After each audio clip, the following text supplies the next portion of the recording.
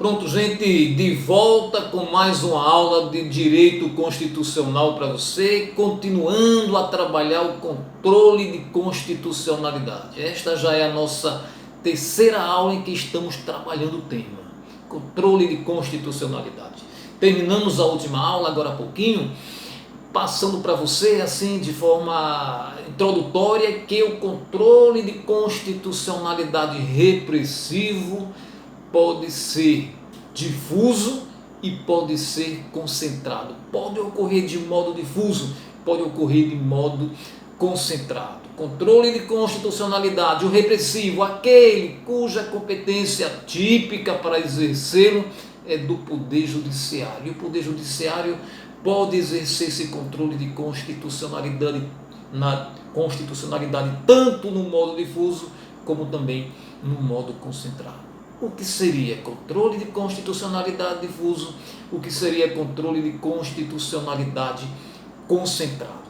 Nós nos referimos a controle de constitucionalidade difuso quando a competência para realizar este controle se encontra difundida entre todos os órgãos componentes do Poder Judiciário brasileiro. Controle de constitucionalidade difuso, competência difundida. Todo e qualquer juiz, todo e qualquer tribunal deste nosso Brasil, do Poder Judiciário brasileiro, possui a competência para realizar o controle de constitucionalidade na modalidade difusa. Diferente é o controle de constitucionalidade concentrado, que aí, conforme veremos daqui a pouco, somente um órgão do Poder Judiciário possui competência para processar e julgar ações do controle concentrado. Mas por enquanto, vamos ficar no controle de constitucionalidade difuso, naquele cuja competência para processamento e julgamento das ações está difundido, é uma competência para qualquer juiz, para qualquer tribunal, seja da Justiça Comum, seja da Justiça Especial, seja da Justiça Comum Federal, da Justiça Comum Estadual, do Distrito Federal, não importa. Qualquer juiz e qualquer tribunal pode exercer o controle de constitucionalidade difuso, repressivo e difuso. Repressivo porque já temos uma norma produzindo efeitos no mundo jurídico, e difuso porque é uma competência ampla. Agora entenda o seguinte, no começo dessas nossas explicações, todo controle de constitucionalidade difuso é obrigatoriamente concreto, é difuso e é concreto. Veremos daqui a pouco que o concentrado, ele é concentrado e abstrato, mas por enquanto fiquemos com esta ideia. O controle de constitucionalidade difuso, aquele que pode ser realizado por qualquer juiz, por qualquer tribunal, ele é chamado de controle concreto, porque ele somente se realiza a partir de um caso concreto que é levado à apreciação do Poder Judiciário. Não se bate na porta do Poder Judiciário, em termos de controle de constitucionalidade difuso, para se pedir diretamente ao juiz, ao tribunal, que se declare uma determinada norma inconstitucional. Não é isso o pedido. O pedido não é este. O pedido é um direito da parte que está sendo negado. E aí, esta parte bate na porta do Poder Judiciário, pedindo que o Poder Judiciário lhe reconheça este direito, e como causa de pedir, alega a inconstitucionalidade de alguma norma esta inconstitucional que está lhe negando aquele direito. Vamos exemplificar, Digamos que alguém seja um servidor público de um município brasileiro qualquer, e aí existem os direitos trabalhistas anunciados na Constituição, e uma lei municipal, uma lei local foi editada, e nega este direito trabalhista àquele servidor. Então o servidor, o que é que ele faz? Ele vai entrar com ação, pleiteando junto ao Poder Judiciário que lhe conceda aquele direito trabalhista, porque este direito trabalhista está lhe sendo negado por conta de uma lei municipal inconstitucional. Aí você vê que o controle de constitucionalidade no modo difuso vai ocorrer sempre de forma incidental do processo. O pedido principal, o pedido não é que se declare aquela lei, aquela norma inconstitucional para todo o país. O pedido é que aquele direito que está sendo negado seja concedido. E como causa de pedir, se alega a inconstitucionalidade de uma norma. Aí o juiz, aí o tribunal, para poder conceder aquele direito pleiteado pela parte, é obrigado a incidentalmente no curso do processo declarar a inconstitucionalidade da norma. Por isso que ele é um controle concreto, é realizado a partir de um caso concreto. Nós veremos daqui a pouco que você bater na porta do judiciário para pedir que uma lei de forma abstrata seja declarada inconstitucional para todos os fins, para todo o país, isso aí ocorre no controle concentrado, que é abstrato. Daqui a pouco nós veremos que somente um órgão do Poder Judiciário pode realizá-lo, né? Nós estamos aqui no controle difuso. Qualquer juiz, qualquer tribunal pode exercer esse controle difuso incidentalmente no curso de um processo, né? Para poder reconhecer o direito da parte é preciso antes declarar a inconstitucionalidade da norma. Muito bem.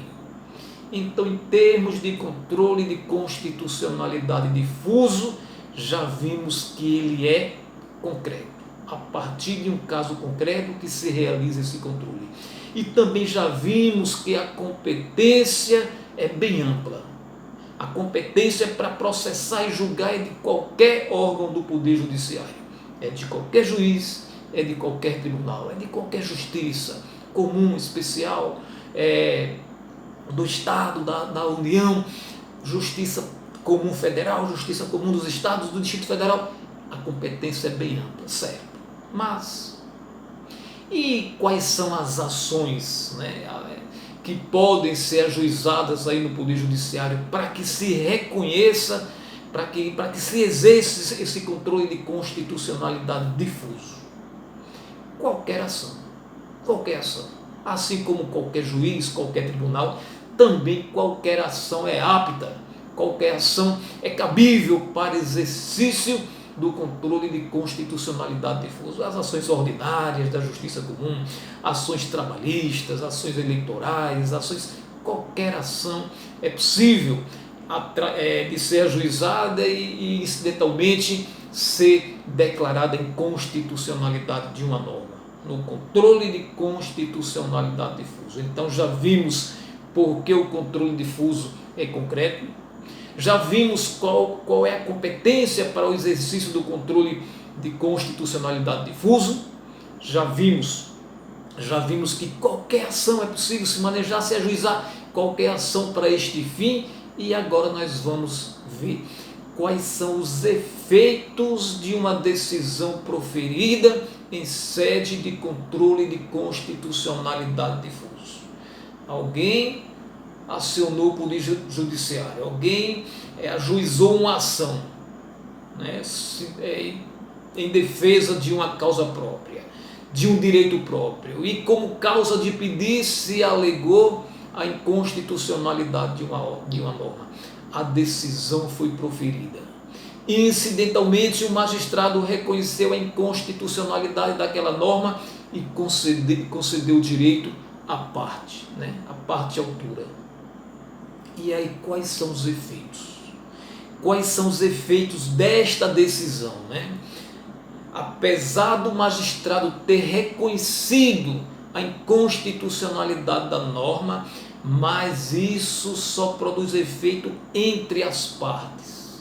Digamos, entre o município que tinha editado aquela lei inconstitucional e entre aquele servidor que entrou com a ação pleiteando a concessão de um direito seu que estava sendo negado por conta da inconstitucionalidade de uma norma.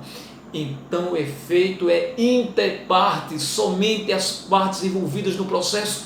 O magistrado reconheceu a inconstitucionalidade da norma, sim, mas só pôde reconhecer para aquele caso concreto. Não pode declarar esta inconstitucionalidade para todo o território nacional, para todas as pessoas. Não. O efeito é interpartes. Interpartes. Apenas para as partes que se encontram envolvidas no processo.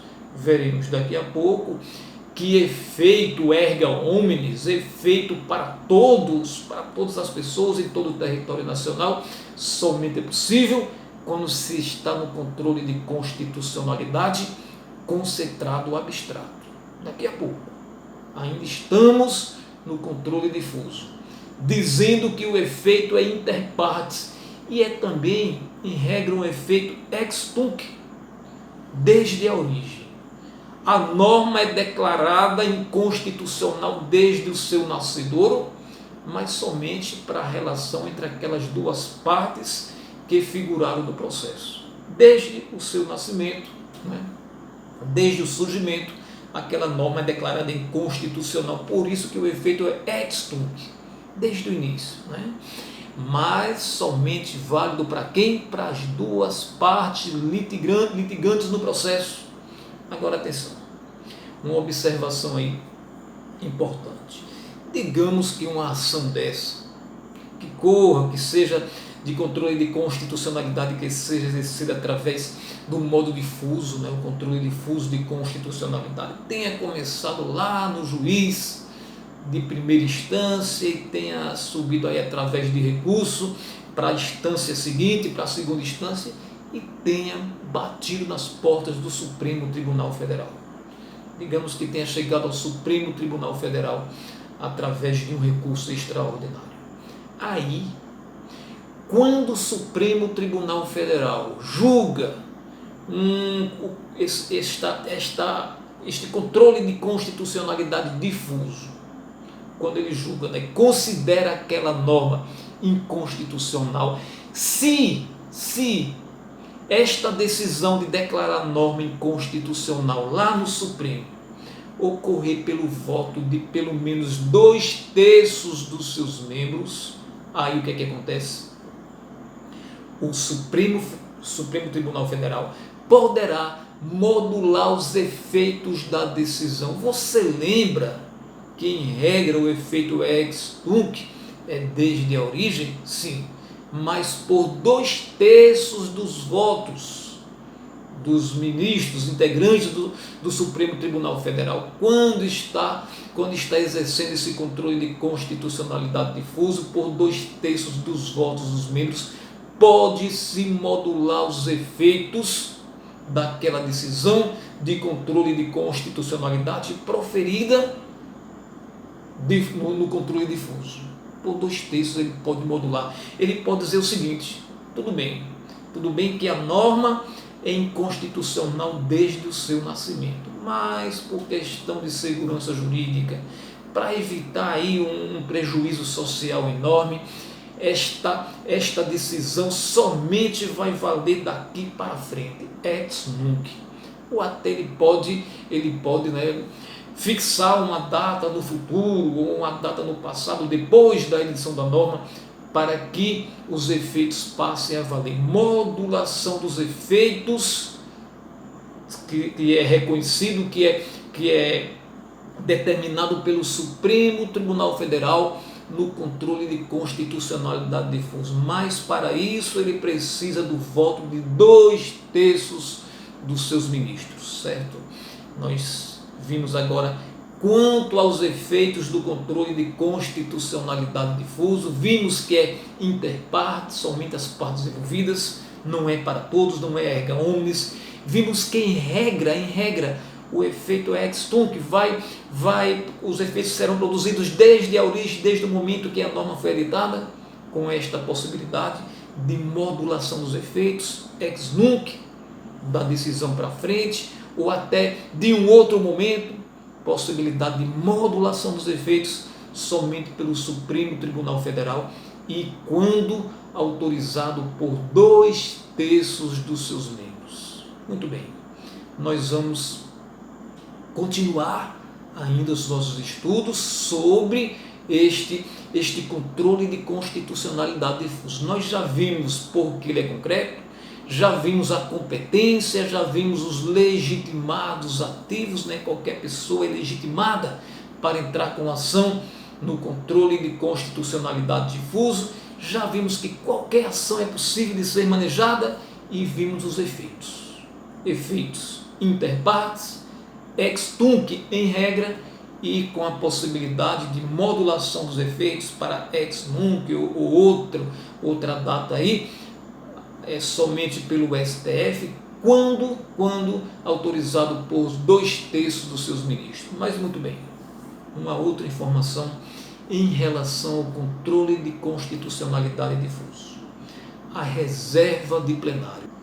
Isso nós temos no artigo 97 da Constituição Federal. Esta observação importante para a sua prova de concurso, quanto à reserva de plenário que deve se observar no controle de constitucionalidade difuso. É o seguinte: quando essa questão da inconstitucionalidade de uma lei como causa de pedir a partir de uma ação ali concreta estiver tramitando em um tribunal, não estamos falando lá nos juízes, na primeira instância, estamos falando na segunda instância. Quando um tribunal precisar declarar a inconstitucionalidade de uma norma para poder conceder o pedido da parte, de acordo com o artigo 97 da nossa Constituição, somente o pleno, né, por maioria dos votos do pleno do tribunal, ou pela maioria dos votos do órgão especial, se o tribunal possuir este órgão especial, é que se é possível declarar a inconstitucionalidade de uma norma. Não é possível que uma turma do tribunal, não é possível que uma câmara do tribunal, não é possível que uma seção do tribunal declare a norma inconstitucional. Uma turma, uma câmara, uma seção pode reconhecer a constitucionalidade. Não, esta norma é constitucional, então o direito da parte não vai ser concedido, certo? Reconhecer a constitucionalidade, porque todas as normas possuem esta presunção de constitucionalidade, é tranquila. Qualquer câmara, qualquer turma e qualquer sessão de tribunal pode reconhecer a constitucionalidade. Agora, para reconhecer a inconstitucionalidade, aí somente o pleno, por maioria absoluta dos votos, ou o órgão especial, nos tribunais em que existe esse órgão especial. É o tribunal, de acordo com o mandamento da Constituição, que possui acima de 25 membros, ele pode criar o seu órgão especial. Então, nesses tribunais em que existe o órgão especial, tribunais com mais de 25 julgadores, criou um órgão especial. Este órgão especial pode declarar a inconstitucionalidade de uma norma. Ou então, se não existir o órgão especial, somente o pleno do tribunal tem poder para fazer. Então, digamos que aquela ação em que se pleiteia determinado direito, no caso concreto, mas que para aquele direito seja concedido é preciso se reconhecer a inconstitucionalidade de uma norma, começou lá na primeira instância, o juiz proferiu qualquer decisão e dela houve uma apelação para o tribunal, aí está ali em uma turma do tribunal, ou em uma sessão, ou em uma câmara, e de repente aquela turma, aquela câmara reconhece que ali existe realmente uma inconstitucionalidade da norma e que o direito da parte precisa ser reconhecido, mas antes, declarando a inconstitucionalidade da norma, esta Câmara obrigatoriamente, ou esta turma, ou esta sessão, obrigatoriamente vai remeter a ação para o pleno do tribunal ou para o seu órgão especial, porque ela, Câmara, sessão, turma de tribunal, não pode reconhecer inconstitucionalidade da norma. Isto é o que se chama de reserva de plenário. É reservado ao plenário, ou é reservado ao órgão especial, naqueles tribunais que existe o órgão especial, declarar a inconstitucionalidade de uma norma. O juiz individualmente pode sim declarar, mas o órgão colegiado só através do seu pleno, maioria dos votos do pleno, ou maioria dos votos do órgão especial. esta foi mais uma informação para você em relação ao controle de constitucionalidade difuso, né? E aí nós temos mais uma última informação em relação ao controle de constitucionalidade difuso. Aquele que é realizado por qualquer juiz, por qualquer tribunal, sempre a partir de um caso concreto. Muito bem.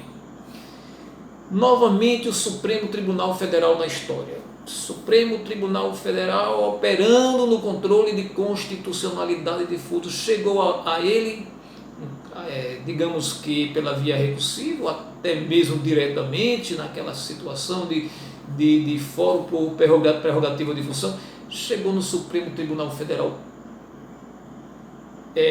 de modo concreto, a partir de uma ação concreta, né, em que o Supremo Tribunal Federal precisou, no curso do processo, incidentalmente declarar a inconstitucionalidade de uma norma, e o fez, reconheceu a inconstitucionalidade da norma.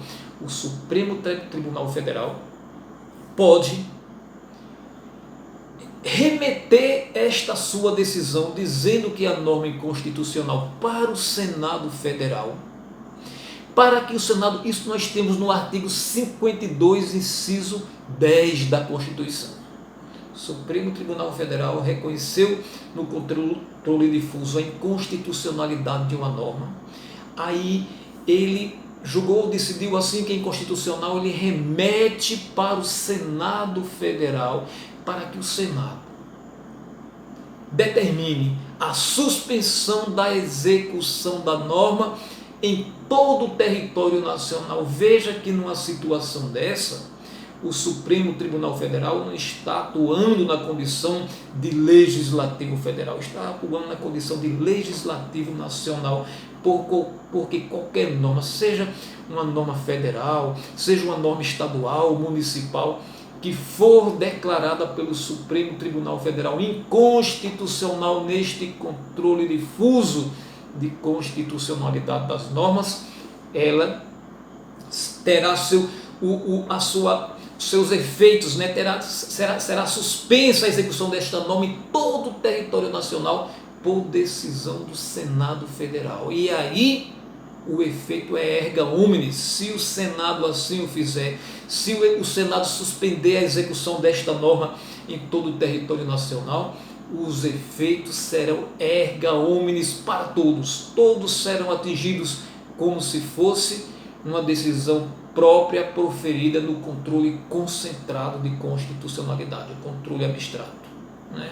Esta possibilidade, esta faculdade do Senado Federal, faculdade do Senado de suspender a execução da norma em todo o território nacional.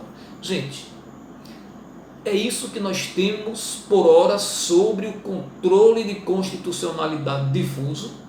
Nós vamos encerrar por aqui para o vídeo não ficar muito longo, mas daqui a pouquinho estaremos retornando para continuar os nossos estudos sobre o controle de constitucionalidade, aí sim estudando o controle concentrado, o controle abstrato, aquele que é realizado por um único órgão do Poder Judiciário, e aquele que a lei em si, a lei de forma abstrata, é declarada inconstitucional com efeito erga omnes para todos e em todo o território nacional.